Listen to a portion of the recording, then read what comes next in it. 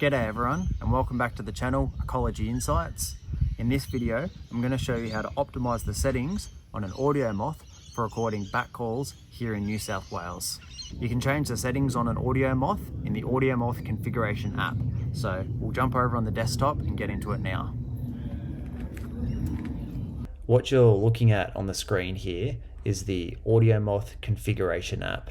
And this is the official way that you can modify the settings on an AudioMoth. And as you can see on the screen, I'm using version 1.11.1 of the AudioMoth Configuration App. Before I go any further, I just want to give a quick thank you and credit to Alfred Skult. He's a very knowledgeable guy who's taught me a lot of what I'm about to share with you today. There's a lot to go through here, and it's divided up into 4 main tabs. There's the recording tab, the schedule tab, filtering, and advanced.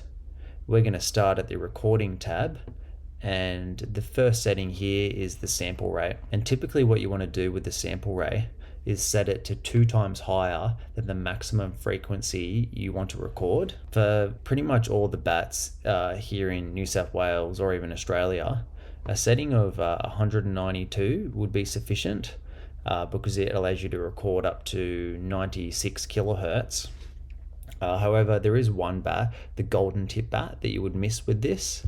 But typically its calls so high and travel such a short distance that ultrasonic recording might not be a suitable survey technique for that species anyways. But one other consideration when you're recording with AudioMoths is that they can produce a lot of clipping and distortion and aliasing.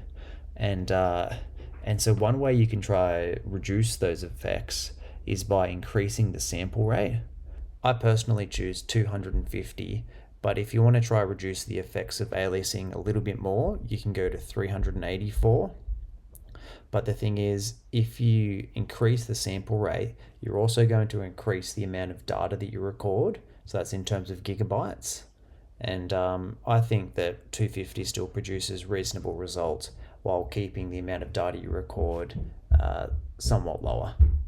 The next setting is gain, and this is a really important one when it comes to mitigating distortion and clipping and aliasing. You can modify the gain in 2 ways, so by selecting any of these 5 settings, but you can also go over to the advanced tab here, and then there's this button, enable low gain range.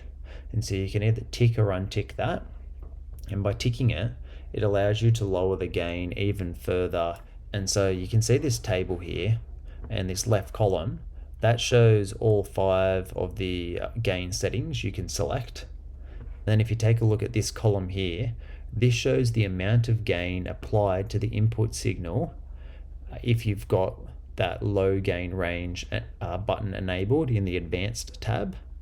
And then this final column, this is how much gain is applied if you do not have that button ticked.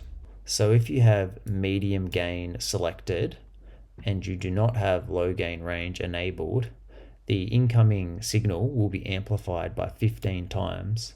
But if you do have low gain range selected, the incoming signal will be amplified by 1 times, which is the same as no gain being applied.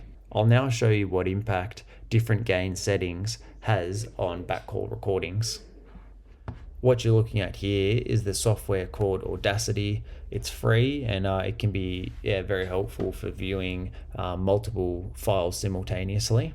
And what I've got here is 4 recordings of the exact same backcall, but each recording is from a different device. This top file is from an Anabat Ranger, and it's a high quality recorder with a high quality microphone that we'll use as a reference to compare the AudioMoth files to. And below it, I have 3 AudioMoth recordings. And these 3 AudioMoths, they all have different gain settings. And now we'll firstly start off by zooming in on some of the highest amplitude pulses, because those are the ones that can have the most distortion and clipping. So if we look at the oscillogram, we can see that these pulses are the loudest. So I'm just going to zoom in on those. If we firstly take a look at this pulse here, the Anabat Ranger, it's not showing any harmonics or distortion. But then if we take a look at the highest gain AudioMoth, there's this harmonic here, and also a little bit of aliasing where you can see there's a line going in reverse. But then also this next highest AudioMoth, it's also got a harmonic there. And so they're actually fake harmonics, and they're not sound produced by the bat. But if you take a look at the AudioMoth with the lowest gain, it's not actually showing that fake harmonic. So this is the cleanest and most accurate recording out of the 3 AudioMoths. And now if you take a look at this pulse to the left, it's a little bit higher amplitude than the first pulse we looked at. And so the effects of aliasing, you can see they're getting even more pronounced with these louder pulses. And if we take a look at the AudioMoth with the lowest gain, so it's also now producing a fake harmonic. And so we know that's a fake harmonic because if you have a look at the end of our Ranger here, it's not showing any harmonics. So that is just a limitation of AudioMoths in general. Even if you try to optimize the settings as best as you can, it's not going to be as good as a high quality microphone. And now you might wonder, well, okay, if we lower the gain so much that we can reduce the effects of clipping and aliasing, well, will that have any impact on being able to detect quiet bat calls? And so let's investigate that by taking a look at a feeding buzz. And here you have a feeding buzz. And so you can see the AudioMoth with the lowest gain, it's detecting all the same pulses as the other 3 recordings above it. And so this demonstrates that having a gain as low as medium gain with low gain range ticked does not reduce your ability to detect quiet bat calls. And so coming back to the AudioMoth Configuration App, my recommendations for gain are to select medium gain combined with enable low gain range. And this will produce the cleanest recordings.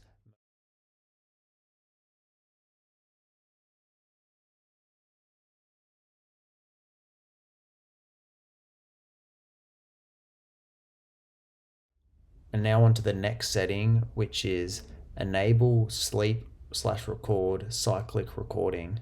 I recommend ticking this one on, and that's because if you have it unticked and the AudioMoth is just recording whatever it's triggered, well, apparently there's a small delay of, I think it's about 1 to 2 seconds, where the recorder is not recording when it's saving a file to the micro SD card. And if there's lots of bat calls and it's constantly triggering, and if there's always those little split seconds where it's not recording, you might actually miss some bat calls. And so you can get around this by selecting this button. What I like to use is a recording length of 9 minutes and 55 seconds and then 5 seconds of sleep. This will result in multiple consecutive 10-minute files throughout the entire night. You can make the recording duration longer and then you'll have less files throughout the night. But my thinking is that if you have much longer files, so let's just say you have them every hour, and say there's 12 hours in a night, where you're going to end up with 12 files. But if something happens and there's some kind of technical error within one of those hour files, well then you'll probably lose that whole hour. Whereas if you make it smaller in roughly 10-minute chunks like I've suggested here, then if something happens to one of those 10-minute files, then you're only losing 10 minutes. So yeah, that's my thinking around suggesting these values. And now on to these 3 settings here. These don't really have much of an impact on recording bat calls, so it doesn't matter too much, but I would select both of those 2. And this third one, if you're using rechargeable batteries that are either this type or lithium, then I would tick that one. And so I normally use rechargeable batteries, so I have that ticked. And that's it for the recording tab. We'll now move on to schedule. Within the schedule tab, the settings you choose here are going to be quite subjective, and it just depends on where and when you're recording. I will typically record from about half an hour before sunset until half an hour after sunrise. Let's say sunset 7:30, so I'll start recording at 7 p.m. and then let's say sunrise is 6:30 a.m. so I'll start recording at 7 a.m. and then add recording period, And so it'll show you in blue here when it's going to be recording. That's just a good visual confirmation that you've selected the right values. And then if you don't want the recording to start immediately when you turn the device on and switch it to custom, you can click down here, put the first recording date and the last, or you can just have one of them selected at a time. One other thing I wanted to mention is that if you go up the top of your screen and click on the time tab in the menu settings, so it's typically pretty important to make sure you've got local selected, and that's so that your AudioMoth is being programmed to local time. We'll now move on to the filtering tab. The first setting that we'll look at in the filtering tab is trigger type. And typically you're going to want to turn this on and select amplitude, which means the sound is going to need to reach a certain amplitude before recording is triggered. And then you can move on to filter type. And I would recommend using a bandpass filter. And then below filter type, you can select exactly what the upper and lower limits of that filter will be. And so this is where I see a lot of people go wrong, particularly when determining the minimum filter frequency. And that's because you would think, oh, if you want to record all sounds above, say, 12 kilohertz, but you don't want sounds below that, you might set that to 12 kilohertz. But the thing is, this isn't a hard cutoff filter. It's actually a gradual filter, and so you're still going to record sounds below 12 kilohertz. It's just the device's sensitivity to those frequencies will be gradually reduced, and therefore I would recommend setting this much higher. I've actually found that about 36 kilohertz seems to be ideal. This means that from 36 kilohertz, it's gradually going to reduce its ability to record frequencies below that point. And so you might now wonder that, okay, you won't completely miss back calls below 36 kilohertz, but won't you have a reduced ability to record those species? And no, that isn't necessarily the case. And that's because low frequency sounds are louder and travel further than high frequency sounds. And so it's not an even playing field from the start. Those lower frequencies, they're louder in general, and the higher ones, they're quieter in general. And so by reducing the AudioMoth's ability to record those lower frequencies, it's just going to reduce those louder sounds down to a level that is equal to the higher sounds, which is ultimately flattening the frequency response. And I'll now show you a few graphs to demonstrate what I mean. What you're looking at here is the frequency response of an AudioMoth with no filter applied. This horizontal axis, it shows frequency in hertz, and the vertical axis, it shows volume in decibels. And how I was talking about low sounds, they can be louder than high frequency sounds. Well, that's demonstrated in this large peak in volume for frequencies below about 5,000 hertz. This is problematic because the AudioMoth is going to be biased to recording frequencies in this range. We want to get around that by flattening this frequency response. So that means don't have peaks at different frequencies, but instead have the volume for all frequencies roughly the same, creating a flat line. And you can do this by applying filters. So let's now take a look at what happens when you apply a high pass filter with a minimum frequency of 10 kilohertz. I'll firstly draw your attention to sounds below about 5,000 hertz. And so you can see that peak is no longer there. So the filter has gotten rid of it. And so now the next highest peak, it's here, and that's at frequencies around 20,000 hertz or 20 kilohertz. This is much better because the loudest sounds are now much closer in volume to the quietest sounds. But it's still not perfect, and that's because there is still a peak here. And so we can further optimize the frequency response by applying a more stringent filter, which I will now show you in the next image. Unfortunately, due to a technical reason, I couldn't get this graph to work in the previous software, so I've had to use a new software, but don't worry about that, it still shows the same thing. And so remember the last graph, it had a peak in volume around 20 kilohertz and it went up here. So this is a filter that has a minimum value of 36 kilohertz. So that would be around here. This has now reduced that peak and created a relatively flat line all the way across the graph for all frequencies, which is exactly what we're trying to achieve. Because now the AudioMoth is roughly equally sensitive to detecting sound at all these different frequencies. And that's why I recommend using a filter with a minimum value of 36 kilohertz. Alright, we're now back in the AudioMoth Configuration App, and just to clarify, so it is completely fine to select a high pass filter and then select the cutoff value at about 36 kilohertz as we just discussed, or instead you can select a band pass filter and then that allows you to have a lower and upper frequency.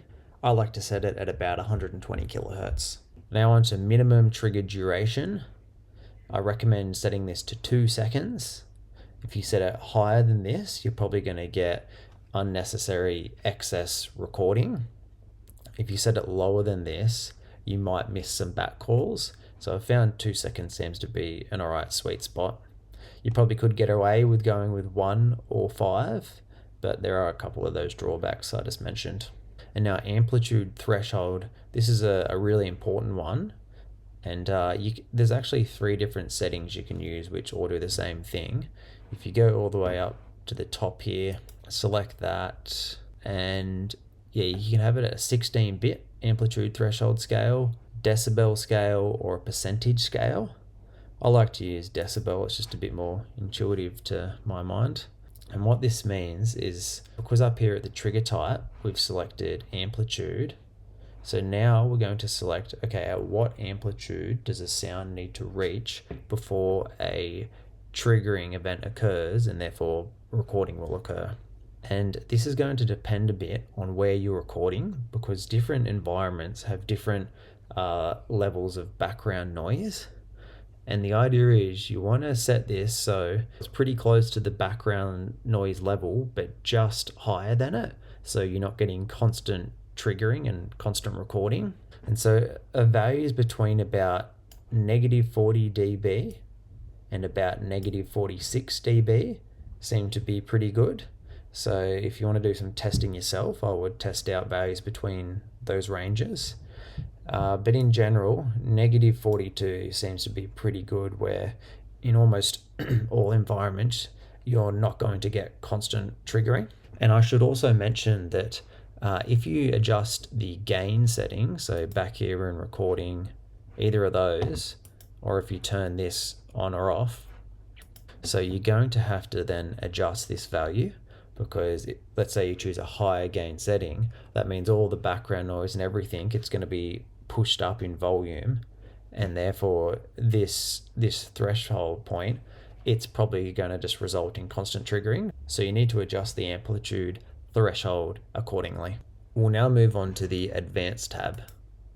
Within the Advanced tab, we now have a bunch of settings that a lot of them, they kind of just come down to personal preference or personal use case. So I personally have them all unticked except this one here, which is the really important enable low gain range, which we've discussed previously. But yeah, all these other ones, they're kind of just quality of life improvements and things like that. And once you've got your recordings from an AudioMoth, they're saved in t.wav files. So typically what you want to do is expand them, and so you can go to this processes tab and then click on their expand AudioMoth files. And if you're interested in me walking you through my process of expanding AudioMoth files and organizing them, please let me know in the comments down below, and I might be able to make a video on that in future. And I'll now just quickly run through all the settings again. So you've got this recording tab, schedule, filtering, and advanced. Thanks so much for listening, everyone. I hope you found this helpful. Please feel free to reach out if you have any questions or anything like that. I'm happy to help where I can. And yeah, that's it for this video. So hopefully I'll see you in the next one.